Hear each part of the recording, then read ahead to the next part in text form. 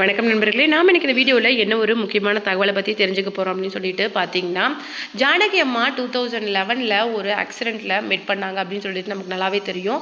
அவங்களுடைய ரிலேஷன் வீட்டில் அவங்களுக்கு ஏற்பட்ட அந்த மிகப்பெரிய அதிர்ச்சியால் அவங்க கிட்டத்தட்ட கோமா ஸ்டேஜுக்கே போக வேண்டியது இருந்தது. ஆனால் ஜஸ்ட் மிஸ்ல அதுலேருந்து கொஞ்சம் தப்பிச்சிருந்தாலும் அவங்களுடைய இடுப்பு எலும்பு அப்படிங்கிறது ரொம்ப பலமாக முறிஞ்சிருந்ததுனால அவங்களால இதுக்கு மேலே ஒரு கிட்டத்தட்ட ஒரு 6 மந்த்ஸ்லேருந்து 8 மந்த்ஸ்க்குள்ளே ரெஸ்ட் எடுக்கணும் அப்படின்னு சொல்லிட்டு டாக்டர் ஸ்ட்ரிக்டாக சொன்னாங்க. அதுலேருந்தே மோஸ்ட்லி பாடல்கள்லேருந்து கொஞ்சம் அவங்களுடைய அந்த சிங்கிங் ஜேர்னிலேருந்தே அவங்க கொஞ்சம் தள்ளி இருந்தாங்க. நிறைய மேடை பாடல்கள், அது மட்டும் இல்லாமல் கான்சர்ட்ஸு, அது மட்டும் இல்லாமல் அவங்க நிறைய பாடல்கள், சினிமா பாடல்களே பாடிட்டு இருந்த நிலையில் அவங்களுடைய ஃபேமிலி அவங்களுக்கு மொத்தமாக ஹெல்த் நல்லா பார்த்துக்கணும் அப்படிங்கிறதுக்காக மொத்தமாக இந்த விஷயங்கள்ல இருந்து அவங்கள தள்ளி வச்சுட்டாங்க. அதனால தன்னுடைய ஹெல்த் கண்டிஷனை கவனிச்சுக்கிறது மட்டும் கிடையாது, மொத்தமாக ஒரு பீஸ்ஃபுல்லான சுச்சுவேஷனில் இன்னைக்கு ஜானகி அம்மா தன்னுடைய ரெஸ்ட் ஆஃப் த லைஃபை ஸ்பெண்ட் பண்ணிட்டு வராங்க.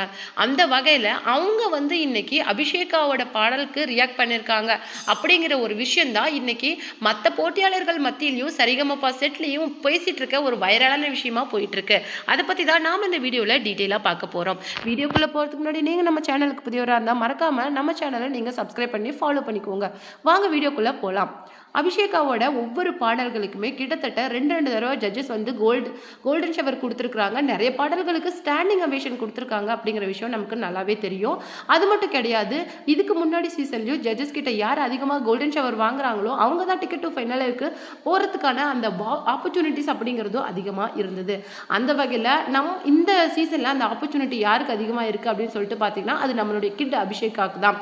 அந்த வகையில் இன்னைக்கு ஜானகி மேம் என்ன சொல்லியிருக்காங்க அப்படின்னு சொல்லிட்டு பார்த்தீங்கன்னா அவங்களுடைய வலைதள பக்கங்களில் காட் பிளஸ் யூ கண்ணா அப்படின்னு சொல்லிட்டு தன்னுடைய பதிவை போட்டிருக்காங்க. இன்னைக்கு அந்த வாழ்த்துக்கள் தான் இன்னைக்கு அபிஷேகாவை ரொம்பவும் ஒரு இணையதளத்தில் பேசுபொருளாக போயிட்டு இருக்குது. அபிஷேகாவுக்கு ஜானகி அம்மா கொடுத்த அந்த வாழ்த்துக்கள் பிளஸிங் அப்படிங்கிறது மிகப்பெரிய அளவில் பார்க்கப்படுது.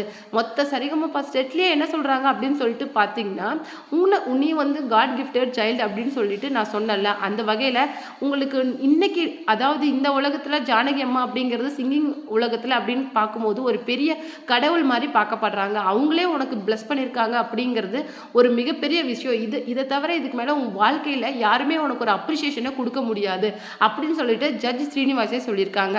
அந்த வகையில் maybe ticket to finale top 5ல ஃபைனலிஸ்ட் ஆகிறது, டைட்டில் வின்னர் அப்படின்னு சொல்லிட்டு டிசர்விங்கான கண்டஸ்டன்ட் அப்படிங்கிற வகையில் அபிஷேகா இன்னைக்கு முன்னேறிட்டு வராங்க.